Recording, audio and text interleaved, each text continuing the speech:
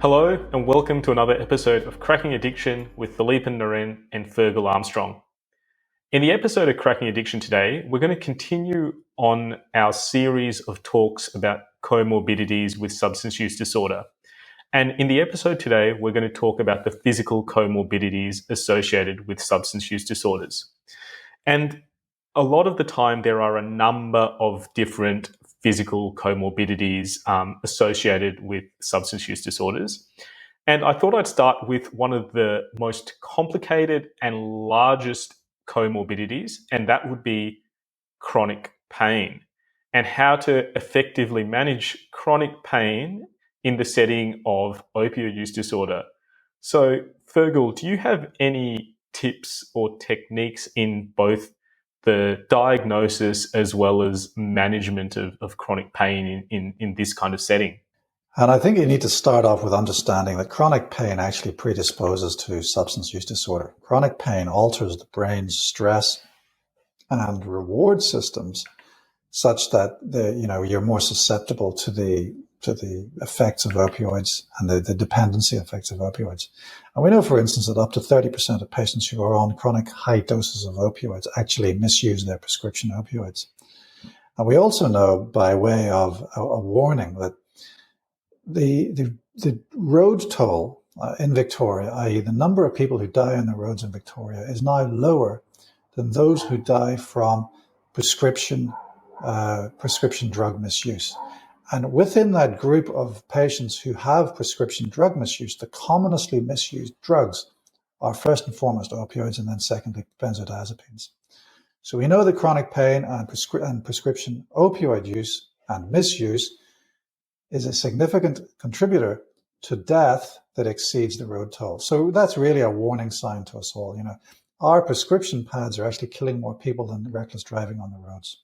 I don't know of any greater clarion call to arms to the medical profession to actually do something about that than that statistic alone. Question then becomes, how do we manage chronic pain in the context of substance use disorder? Now, I'm sure that's an episode in itself, Philippe, and we can do that later. But just very quickly, I think I want to go through four myths. The four myths of chronic pain or pain management in substance use disorder. So firstly, I have this mnemonic ARDS, ARDS. So you got to understand that opioid replacement therapy is not an analgesic. The anti-craving effect of opioid replacement therapy, like methadone and buprenorphine, that lasts for more than 24 hours, and that's why we have daily dosing.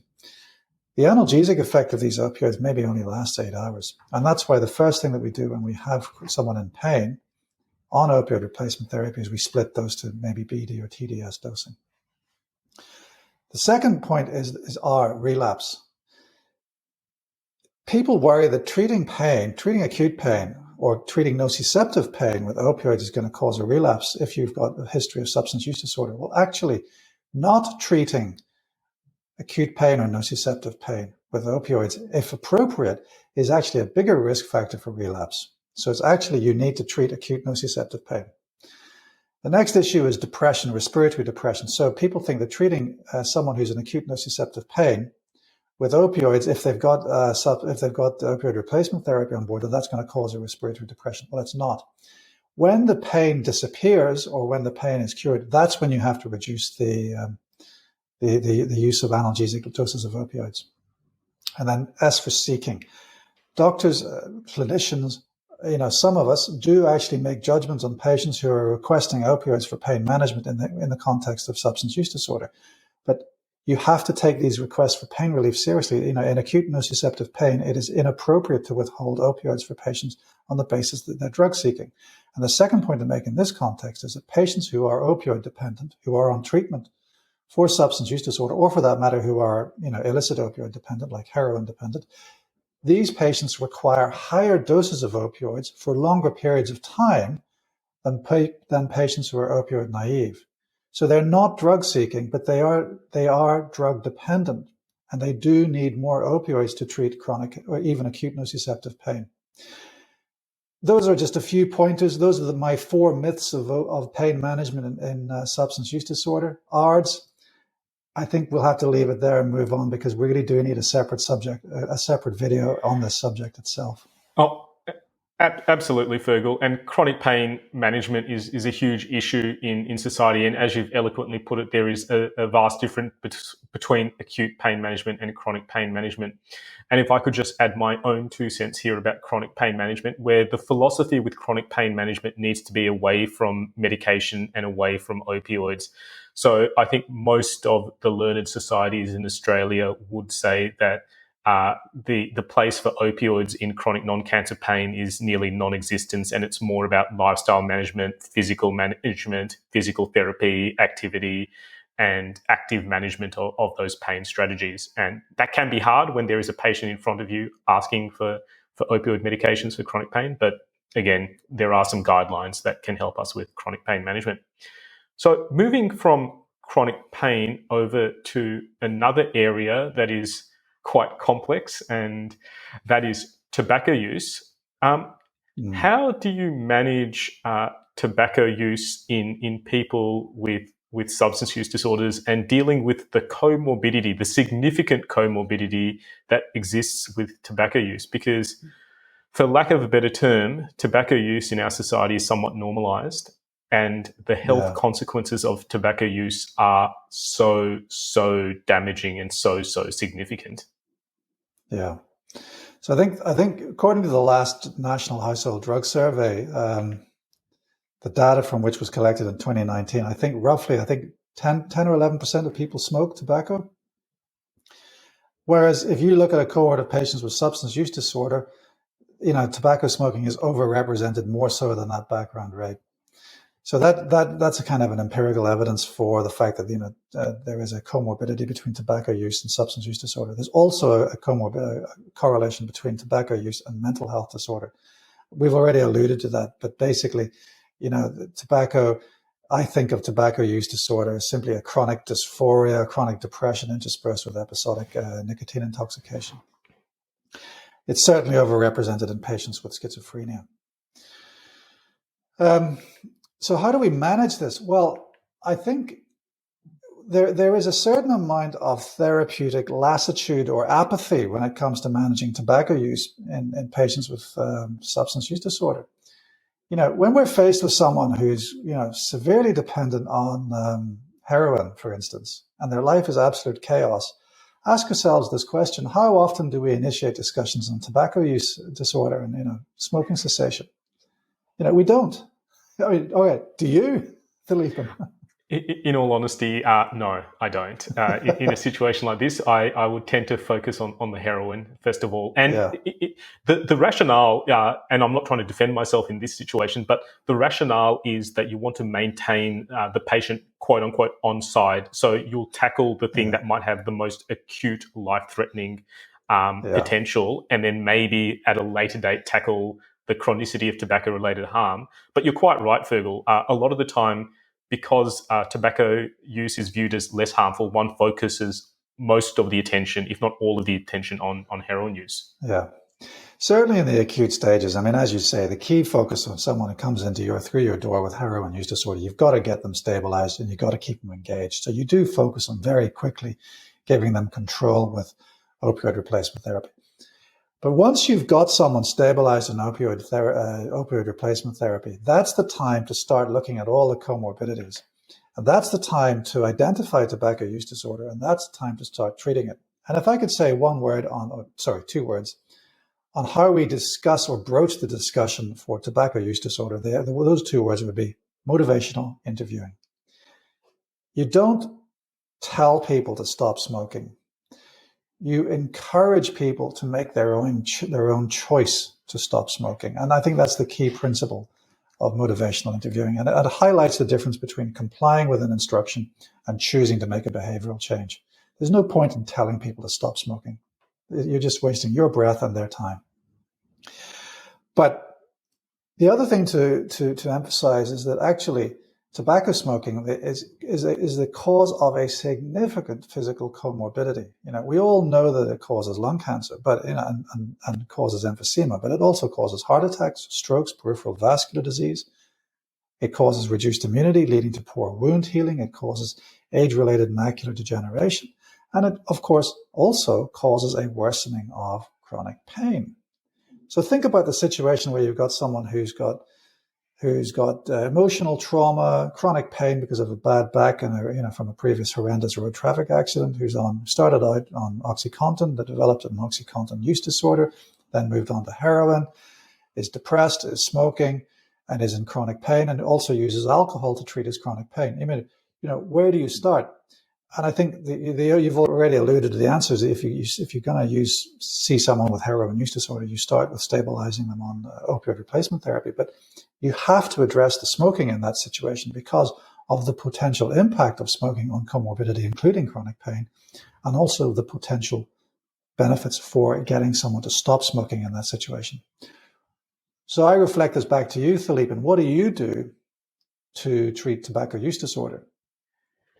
So I try and talk to the patient about what their goals are in life, reflect the harms of tobacco use the motivational interviewing techniques that you've mentioned as well, and then utilize various forms of nicotine replacement therapy and potentially even bupropion or varenicline if it's clinically safe and the patient's happy to trial this. But I try and find out where the patient is on the cycle of change and then try and push them into the action phase and see where they're at. And this is probably a multi-consultation journey as well, because a lot of the time for a lot of our patients, they do not view smoking as necessarily a health issue or a health concern. So it's up to us to try and push our patients towards where we can try and assist them in minimizing and ceasing their tobacco use for their overall health and well-being.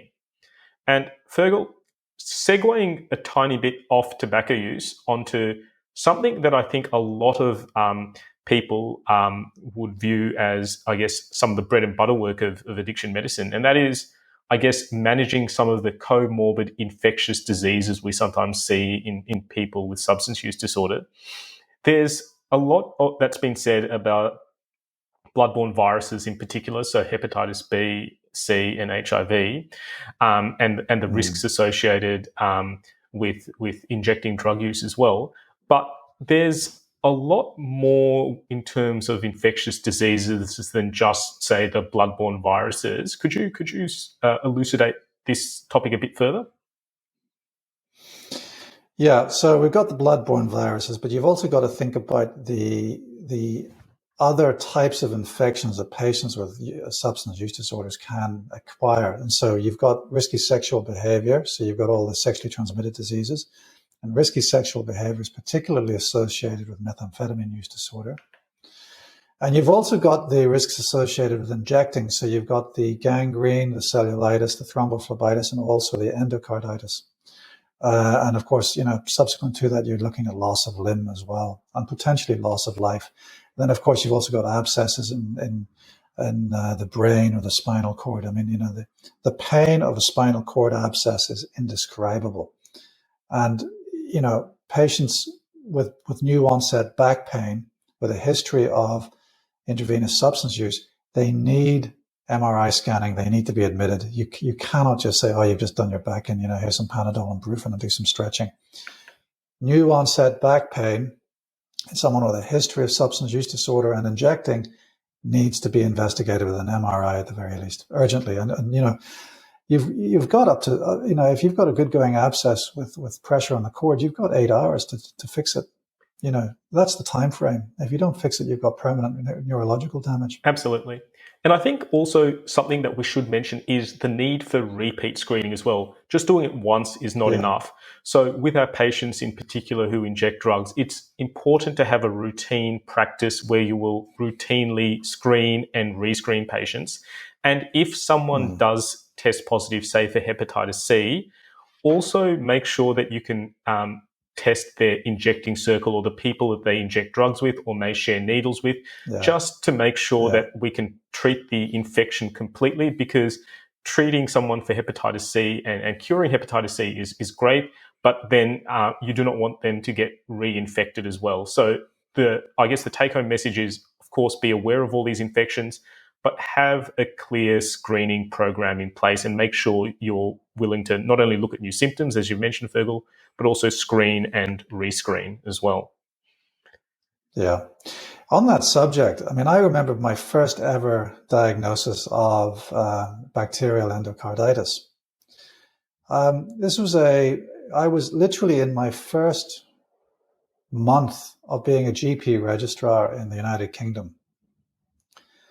And I had this patient come in. He was working as some form of office manager, and he came to me, just looked tired. And he said something that he just happened to mention. I was asking about his, because I'd never met him before, I was asking him about his past medical history. And he mentioned that, a couple of years ago, he'd injected drugs. And I examined him. And I couldn't find anything wrong with him. And I thought, and it was a Friday afternoon. And I just thought to myself, you know what? I'm just going to send him into hospital because he's tired and I don't know what's wrong with him. And he turned out to have subacute bacterial endocarditis. I didn't even think of that as a possible diagnosis. I was just playing it safe because I didn't actually want to interrupt my GP supervisor from his clinic. I just wanted to go home. And I knew that if I admitted the patient, it wouldn't be my problem. But, it was the right call. I lucked out on that one. But, it illustrates the point that really the presentation of subacute bacterial endocarditis is protean, it's varied, and you have a higher risk of SBE as someone with a history of injecting use. Absolutely. Now, we've talked on previous episodes about opioid and codeine misuse as well. Something we might not have spoken about much at all is chronic anti-inflammatory toxicity, so non-steroidal anti-inflammatory drugs and their toxicity. Could you speak about this in a bit more detail, Fergal, about how they can affect the GI tract and the kidneys as well? Yeah. So, again, I remember a case of someone who presented with recurrent metabolic acidosis of no known cause, and they had a stomach ulcer. And they said they were using a lot of, then it came out that they were using a lot of NSAIDs. And then the penny dropped because they were using Nurofen Plus. So, because people are dependent on codeine, they also suffer the ill effects of the associated co-formulated drugs. So therefore, chronic NSAID toxicity. So you need to be aware that chronic NSAID toxicity can cause various presentations. And the interesting one of which, I find is the one that I didn't really appreciate until I learned about it was, of course, this recurrent metabolic acidosis. But you can also get chronic NSAID nephropathy. You can get iron deficiency without anemia. You can get iron deficiency with anemia. These are all presentations of chronic NSAID misuse, and you can get recurrent ulcer disease. And I can remember also going to great length investigating someone for Zollinger-Ellison syndrome because I thought they had that because they were getting all these ulcers. But, I missed the fact that they were in chronic pain and they were using too much codeine and Nurofen Plus. So I would urge our listeners and viewers to learn from my mistakes and not make these mistakes again. Absolutely. And I guess talking about opioids in general, we do know that they can affect the hypothalamic pituitary gonadal axis as well. And I've certainly seen patients have low intensity falls and have fractures as well. Is there an approach you use to try and manage the complications with, say, chronic opioid use and the effect on the hypothalamic pituitary gonadal axis, Fergal? Yeah, I mean, it's important to understand that chronic high dose opioids can knock off testosterone, can knock off estrogen. So I tell that to people. I tell that to men, and I say, it's going to make your balls shrink.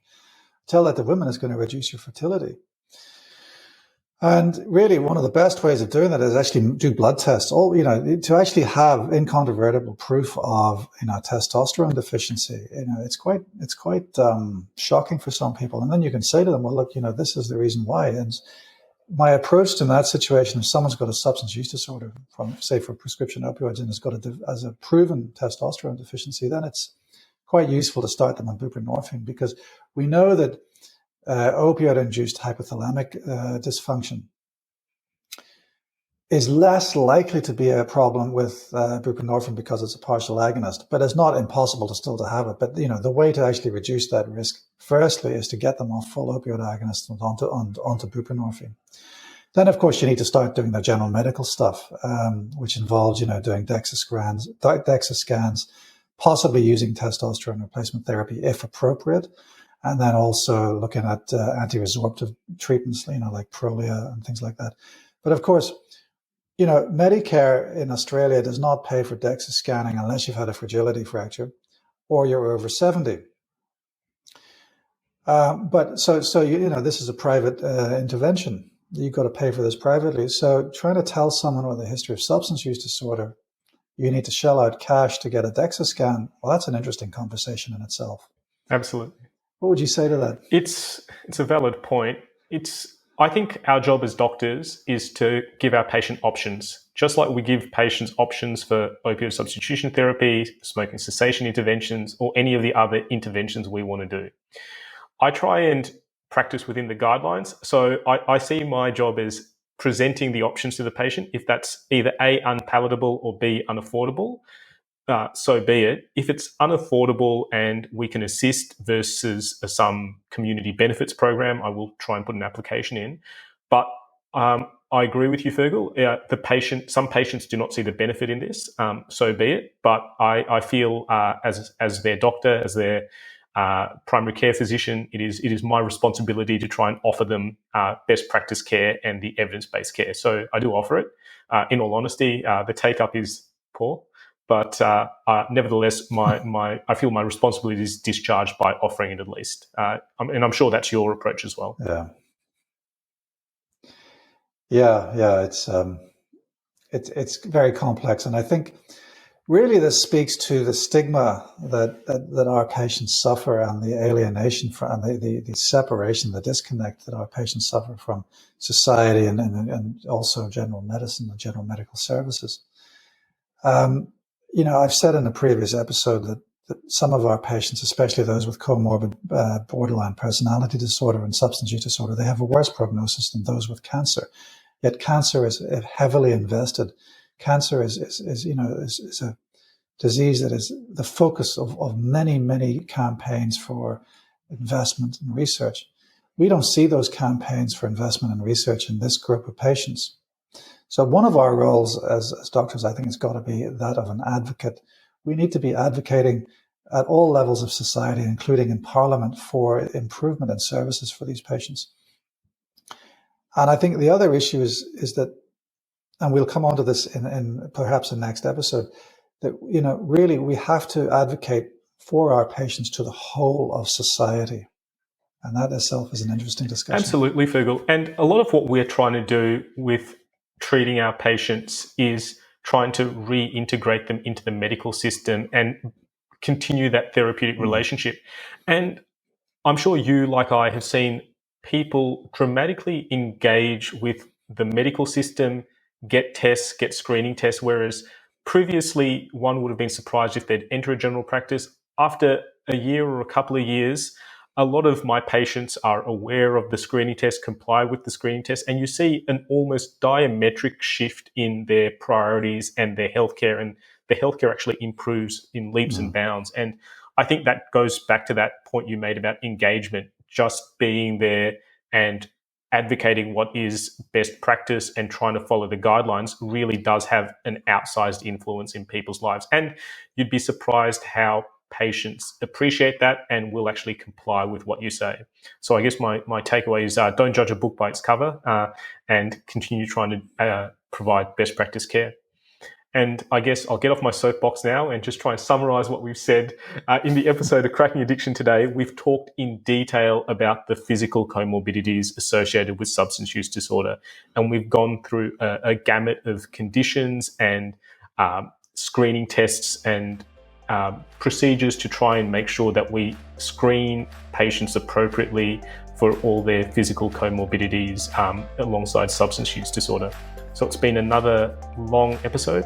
Thanks for your company on the episode, and bye for now.